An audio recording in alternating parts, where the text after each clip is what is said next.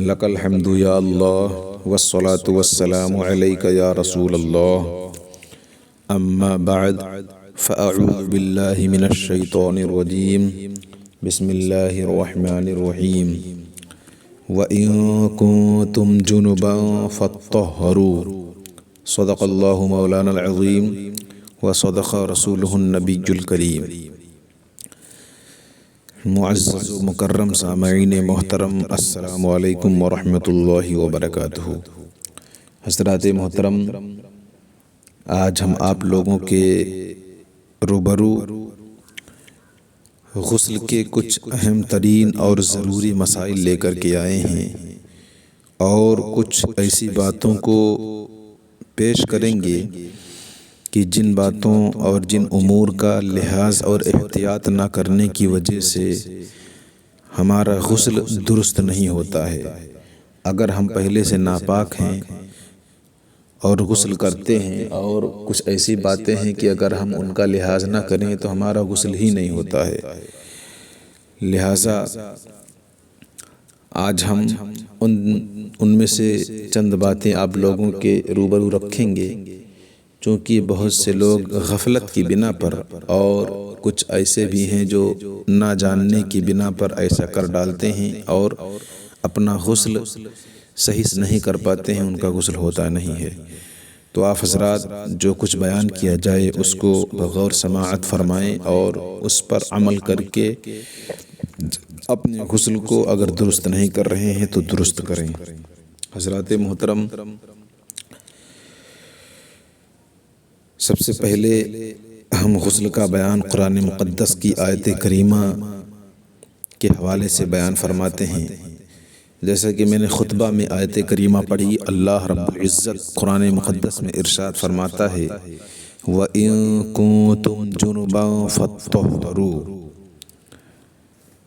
یعنی اگر تم جنب ہو تو خوب پاک ہو جاؤ، یعنی اگر تم ناپاک ہو جاؤ تو تم غسل کرو۔ اس آیت کریمہ کا مطلب یہ ہے کہ اگر تم ناپاک ہو جاؤ تو غسل کرو۔ اس آیت کریمہ میں غسل کا بیان ہے۔ اس تعلق سے چند احادیث ملاحظہ فرما لیں۔ حضور سرور کائنات فخر موجودات احمد مجتبیٰ محمد مصطفیٰ صلی اللہ علیہ وسلم کا فرمان عالی شان ہے کہ ہر بال کے نیچے جنابت ہے تو ہر بال کو دھوو اور جلد کو چمڑے کو صاف کرو۔ یہ رسول اللہ کی حدیث پاک ہے۔ تو اب اس حدیث سے پتہ چلتا ہے کہ ہر بال کے جڑ تک دھلنا ضروری ہے۔ ایک اور حدیث پاک میں ہے، اللہ کے رسول صلی اللہ تعالی علیہ وسلم ارشاد فرماتے ہیں کہ جب کوئی بندہ غسل کرے اور اپنے غسل میں کسی بال کو بغیر دھوئے ہوئے چھوڑ دے تو اس کے اوپر اس طریقے سے عذاب ہوگا، اس کے اوپر اس طریقے سے اسے آگ کا عذاب دیا جائے گا۔ یہ حدیث پاک رسول اللہ صلی اللہ علیہ وسلم بیان فرما رہے تھے۔ حضرت علی رضی اللہ تعالی عنہ فرماتے ہیں کہ میں نے اسی وقت سے اپنے سر سے دشمنی کر لی، یعنی حضرت علی نے یہ جملہ جو ہے جو فرمایا، اب میں نے اپنے سر سے دشمنی کر لی، ایک بار نہیں بلکہ تین بار کہتے ہیں میں نے اپنے سر سے دشمنی کر لی، میں نے اپنے سر سے دشمنی کر لی، میں نے اپنے سر کے ساتھ دشمنی کر لی۔ مطلب یہ ہے کہ حضرت علی رضی اللہ تعالی عنہ نے اپنے سر کے بال کو مڈا دیا۔ کیوں؟ اسی احتیاط کے لیے کہ اس بات کا لحاظ رکھنے کے لیے کہ اگر سر پر بال رہیں گے تو ہو سکتا ہے اس میں پانی کہیں پہنچنے سے رہ جائے اور ہمارا غسل نہ ہو۔ اور اللہ کے رسول صلی اللہ علیہ وسلم کی جو حدیث ہے اور جو فرمان ہے کہ جس کا ایک بال بھی نہ بھیگا اس کو اس طریقے سے سزا دی جائے گی، وہ اس کا مستحق کہیں نہ بن جاؤں۔ تو اس خوف اور اس امر کا لحاظ رکھنے کے لیے حضرت علی نے اپنے سر کے بال ہی کو مڈا لیا تھا۔ حضرات محترم، حضرت علی کرم اللہ وجہہ الکریم کس طریقے سے احتیاط فرماتے تھے۔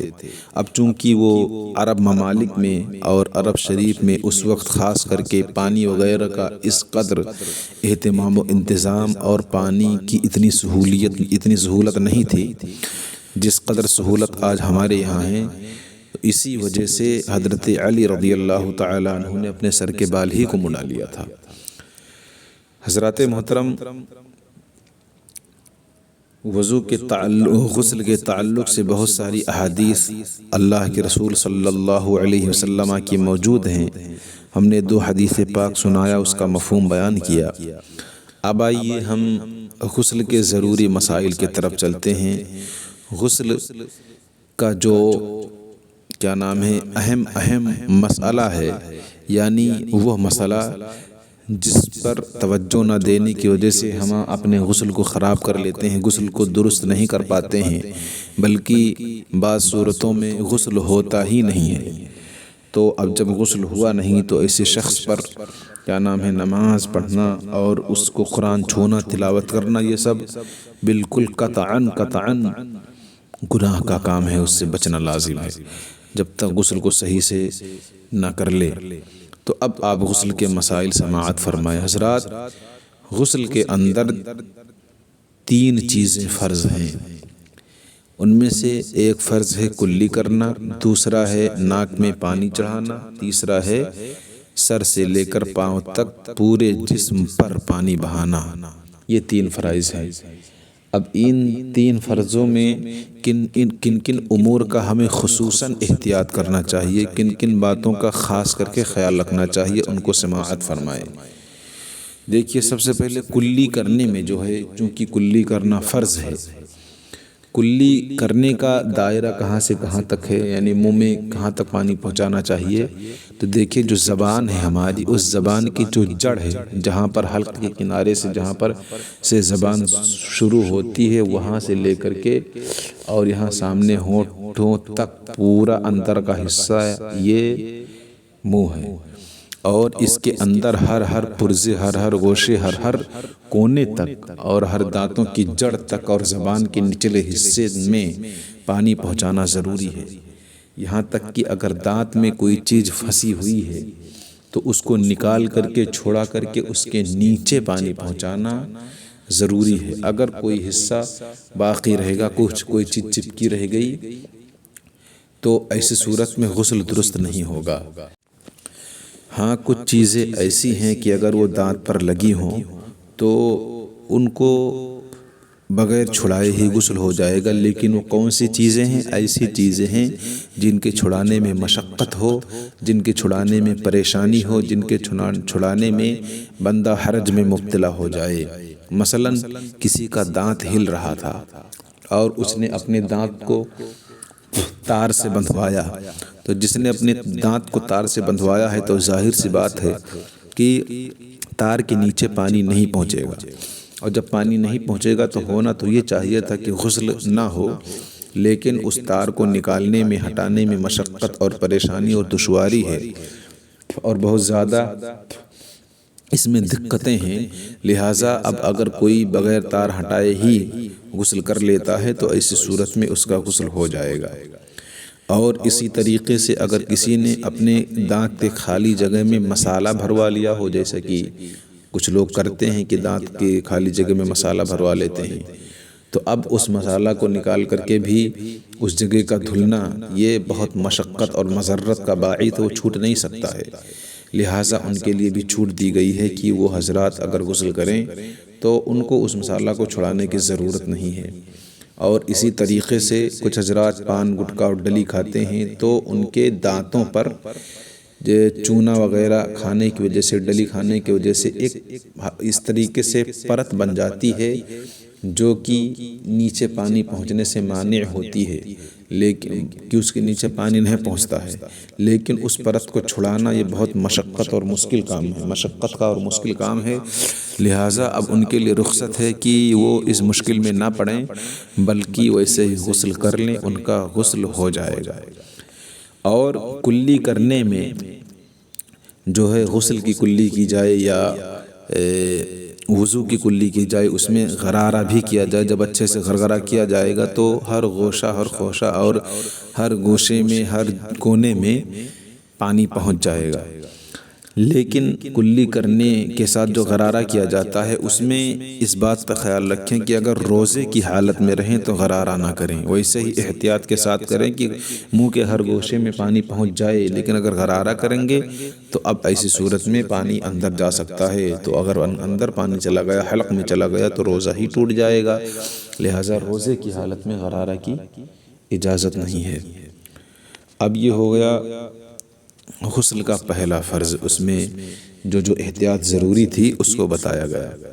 اب اس کے علاوہ غسل کے اندر جو دوسرا فرض ہے ناک میں پانی چڑھانا۔ اب ناک میں پانی کہاں سے کہاں تک چڑھانا ہے اس کو پہلے سماعت فرمائیں۔ ناک میں پانی کہاں سے کہاں تک چڑھانا ہے؟ ناک میں جو نرم ہڈی ہے اس نرم ہڈی تک پانی چڑھانا ہے۔ لہٰذا کسی نے صرف آگے ہی کے حصے پر پانی ایسے لگا لیا اور نرم ہڈی کے اخیر تک پانی نہیں چڑھایا تو اس کا غسل ایسی صورت میں نہیں ہوگا۔ لہٰذا ضروری ہے کہ وہاں تک پانی چڑھائے۔ ہاں، اگر بندہ روزے کی حالت میں ہو تو اب ایسی صورت میں احتیاط کرے کہ پانی دماغ تک نہ چڑھ جائے، یعنی صرف ناک ہی میں رہے، ناک کی نرم ہڈی تک پہنچے اخیر تک، لیکن دماغ تک پانی نہ چڑھے۔ اگر روزے کی حالت میں دماغ تک پانی چڑھ گیا تو ایسی صورت میں روزہ ٹوٹ جائے گا۔ لہٰذا اس کا احتیاط اور اس کا لحاظ کرتے ہوئے پانی چڑھائیں۔ اگر روزے دار نہیں ہیں تو دماغ تک پانی چڑھ جانے میں تو روزے کا کوئی مسئلہ ہی نہیں ہے، ورنہ اگر روزے دار ہیں تو احتیاط کریں۔ اور دوسری بات یہ ہے کہ ایک چیز کا خاص خیال کچھ لوگ نہیں رکھتے ہیں، وہ یہ ہے کہ جیسے کسی کو سردی ہوتی ہے تو اندر جو گاڑھا پانی نکلتا ہے سردی میں، جس کو ریٹ کہتے ہیں، وہ سوکھ کر کے ناک کے اندر کہیں پر جم جاتا ہے، اور جب وہ جم جائے گا تو جب تک اس کو رگڑ کر کے چھوڑا کر کے نکالا نہ جائے تب تک اس کے نیچے پانی نہیں پہنچے گا، اور جب پانی نہیں پہنچے گا تو غسل نہیں ہوگا۔ لہٰذا جس کے ناک میں وہ گندا پانی، گاڑھا پانی یعنی ریٹھ اگر لگ کر کے سوکھ گیا ہو، جم گیا ہو، تو غسل کرتے وقت اس کو چھڑائیں اور اس پر پانی بہائیں۔ ناک کے اندر جو بال ہوتے ہیں ان میں ہر ایک بال کو بھی دھونا فرض ہے، اس کے جڑ تک پانی پہنچانا ضروری ہے، اور ناک کے اندر کوئی چیز لگی ہو تو اس کو بھی چھڑانا ضروری ہے، صاف کرنا ضروری ہے۔ اور ناک کے تعلق سے ایک مسئلہ اور ہے جو عورتوں کے لیے ہے۔ عورتیں جو ہیں ناک میں کیل پہنے رہتی ہیں، یعنی ان کے ناک میں جو چھید ہوتا ہے، تو یاد رکھیں اس ناک کی کیل کو حرکت دے کر کے اس کے نیچے اور اس کے سوراخ میں پانی پہنچانا ضروری ہے ان عورتوں کو۔ اگر انہوں نے ناک میں پانی نہیں پہنچایا تو پھر ایسی صورت میں ان کا غسل نہیں ہوگا۔ ناک میں جو سوراخ ہے اس سوراخ میں پانی نہیں پہنچایا تو ان کا غسل نہیں ہوگا۔ تو ناک میں پانی چڑھانے کے تعلق سے جو احتیاطات اور جو چیزیں بتائی گئی ہیں ان سب کا لحاظ کرتے ہوئے آپ غسل کریں تاکہ آپ کا غسل درست رہے۔ یہ آپ کا دوسرا فرض مکمل ہو گیا۔ اب تیسرا فرض کیا ہے؟ تیسرا فرض ہے سر سے پاؤں تک پورے بدن پر پانی بہانا۔ حضرات، سر سے پاؤں تک پورے بدن پر پانی بہانا فرض ہے۔ بالوں کی جڑوں تک، جو سر کے جو بال ہیں اس کے جڑ تک پانی پہنچانا ضروری ہے۔ اس کے بعد میں کان میں خصوصاً احتیاط کرنا چاہیے کہ کان میں بہت سارے اس میں اندر جو گوشے ہوتے ہیں اس کے ہر گوشے میں پانی پہنچ جائے احتیاط کے ساتھ۔ اور عورتیں کان میں اس چیز کا بھی التزام کریں کہ جو زیور پہنے رہتی ہیں اس زیور کو حرکت دیں، اس کے نیچے پانی پہنچائیں اور اس کے سوراخ میں بھی پانی پہنچائیں تاکہ کوئی حصہ باقی نہ رہ جائے، ورنہ ان کا غسل نہیں ہوگا۔ اب چونکہ جو یہ تیسرا فرض ہے پورے جسم پر پانی بہانا، اس فرض میں لوگ بہت بے احتیاطی کرتے ہیں، سمجھتے ہیں کہ سر سے پانی ڈالو پاؤں تک پہنچ گیا غسل ہو گیا، اور حالانکہ غسل ہوتا نہیں ہے۔ اس میں کچھ چیزیں ایسی ہیں، یہ تیسرے فرض میں کچھ چیزیں ایسی ہیں اگر ان کا خصوصاً احتیاط نہ کیا جائے تو اسی صورت میں پورے جسم پر پانی نہیں پہنچتا ہے۔ کچھ جگہیں ایسی ہیں جن کو خاص کر کے نہ دھلا جائے تو وہ نہیں دھل جاتی ہیں۔ مثلا جو ہمارا گلا ہے، گلا کا آخری حصہ جو کیا نام ہے منہ کے جبڑے کے سے ملا ہوا ہے، اس کے نیچے اگر آپ الگ سے پانی نہیں بہائیں گے تو اس کے نیچے خوف ہے، مشکل ہے، کیا نام ہے اس کے نیچے ہو سکتا ہے کہ پانی نہ پہنچے، لہٰذا اس کے نیچے پانی پہنچانا ضروری ہے۔ اور مرد حضرات اپنے داڑھی کے ہر بال کے جڑ تک اچھے سے رگڑ کر کے پانی پہنچائیں۔ اور کیا نام ہے اب یہ گردن والا ہو گیا، گردن میں جو ہے، گردن میں جو گلا کا جو آخری حصہ ہوتا ہے جو جبڑے کی طرف سے جبڑے کی سمت ملا ہوا ہوتا ہے، وہاں پر پانی پہنچانا خصوصاً ضروری ہے۔ اس کے بعد میں دونوں بغل جو ہوتی ہے، بغل میں اگر ہاتھ اٹھا کر کے پانی نہیں پہنچایا گیا تو وہاں پر بھی بغل کے نیچے بھی، بغل میں بھی پانی، نہ تو بغل کے نیچے جو پہلو ہوتا ہے وہاں پر اور نہ ہی بغل میں پانی نہیں پہنچے گا، لہٰذا جب پورے جسم پر پانی بہایا جائے تو جو بغل ہے وہاں پر خصوصاً وہاں پر احتیاط کر کے وہاں پر پانی بہایا جائے، پہنچایا جائے، اس جگہ کو دھلا جائے۔ اور اس کے علاوہ جو عورتیں ہیں، عورتوں کے لیے مسئلہ خاص ہے کہ اگر ان کے پستان نیچے کی طرف لٹک رہے ہوں تو اس کو اٹھا کر کے اس کے نیچے بھی وہ پانی بہائیں، ورنہ اگر اس کے نیچے پانی نہیں پہنچا تو وہ جگہ باقی رہ جائے گی، سوکھی رہ جائے گی، اور ایسی صورت میں غسل نہیں ہوگا۔ اور کچھ حضرات کو موٹاپے کی وجہ سے جو پیٹ نکل آتا ہے اس میں بلٹیں پڑ جاتی ہیں، یا کہہ لیجیے سلوٹیں پڑ جاتی ہیں، اور بیچ میں تھوڑا سا مڑ جاتا ہے، یعنی اس کے دو حصے کی طرح ہو جاتا ہے، اور بیچ کا جو حصہ ہوتا ہے بیٹھنے کی صورت میں وہ دبا رہتا ہے، تو ایسی صورت میں جو ہے کیا نام ہے ان کو اس بلٹوں کو، ان سلوٹوں کو اٹھا کر کے اس کے نیچے تک پانی پہنچانا ضروری ہے، چاہے عورت ہو چاہے مرد ہو۔ اسی طریقے سے اگر پیٹھ کی سمت میں یہ بغل کی طرف جو سلوٹیں پڑ جاتی ہیں، اگر وہاں پر پانی وہاں پر بھی اس مڑ جائے کھال اور لٹک بیچ میں دو طرف سے مڑ کر کے بیچ میں دب جائے، تو ایسی صورت میں اس کے نیچے بھی خاص کر کے احتیاط کر کے پانی پہنچانا ضروری ہے، ورنہ اگر وہاں پانی نہیں پہنچا تو غسل نہیں ہوگا۔ اس کے بعد میں یہ ہمارا جو ران ہے، ران جہاں سے ختم ہوتی ہے اوپر کی جانب، یعنی شرمگاہ کے اگل بغل دونوں طرف، شرمگاہ کے اگل بغل اور اس کے نیچے، یہ خصوصاً یہاں پر احتیاط کے ساتھ، اور شرمگاہ یعنی پیچھے کی شرمگاہ کی جگہ پر بھی ان جگہوں پر خصوصیت کے ساتھ وہاں پر پانی ضرور پہنچائیں، کیونکہ یہ اگل بغل سے دبی رہتی ہے، اگل بغل سے بیچ کا حصہ جو ہے یہ دبا رہتا ہے، اور جب بیچ کا حصہ دبا رہے گا تو ایسی صورت میں وہاں پر پانی نہیں پہنچے گا۔ اسی طریقے سے یہ خصیتین کے نیچے کی جگہ اور اس کے اوپر کی جگہ جو جوڑ کی جگہ ہوتی ہے وہاں پر، ان تمام جگہوں پر خصوصیت کے ساتھ اچھے سے پانی بہایا جائے، ورنہ وہاں اگر چھوٹ گیا تو پھر ایسی صورت میں بھی غسل نہیں ہوگا۔ اس کے علاوہ جو ہے یہ جہاں گھٹنا ہے، گھٹنے کا نچلا حصہ، اگر ہم بیٹھ کر کے غسل کریں تو گھٹنے کا نچلا حصہ نہیں بھیگے گا، لہٰذا اگر بیٹھ کر کے غسل کر رہے ہیں تو گھٹنے کے نچلے حصے میں ہمیں پانی بہانا ضروری ہے۔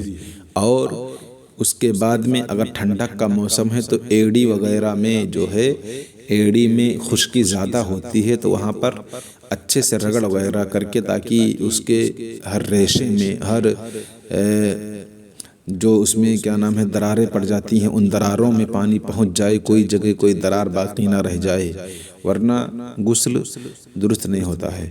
اور کیا نام ہے اس کے علاوہ جو ہے عورتیں پیر میں چھلے پہنتی ہیں یا اور کوئی چیز پہنے تو اس کو کھسکا کر کے، اور اسی طریقے سے ہاتھ میں چوڑیاں پہنے ہوں یا اور ایسے زیورات پہنے ہوں کہ ان زیورات کو بغیر ہٹائے اس کے نیچے پانی نہیں جائے گا، تو ایسی صورت میں ان زیورات کو ہٹا کر کے اس کے نیچے پانی بہانا فرض ہے۔ اور مرد حضرات یا عورتیں اگر انگوٹھی پہنی ہوں، وہ انگوٹھی ایسی ہے کہ اگر اس انگوٹھی کو حرکت نہ دیا جائے تو اس کے نیچے پانی نہیں جائے گا، تو ایسی صورت میں اس انگوٹھی کو حرکت دے کر کے اس کے نیچے پانی پہنچائیں، یا اس انگوٹھی کو کھسکا کر کے وہاں پر دھلیں۔ اگر نہیں دھلیں گی تو اسی صورت میں غسل ہوگا ہی نہیں۔ اور عورتیں جو نیل پالش لگاتی ہیں ناخن پر، وہ نیل پالش میں سے کچھ تو ایسی ہوتی ہیں کہ وہ ناخن پر ایک پرت بنا دیتی ہیں جس کے نیچے پانی پہنچتا ہی نہیں ہے۔ تو اگر ایسا نیل پالش انہوں نے لگایا ہے تو ایسی صورت میں ان کا غسل نہیں ہوگا جب تک کہ اس کو رگڑ کر کے چھڑا کر کے دور نہ کر دے۔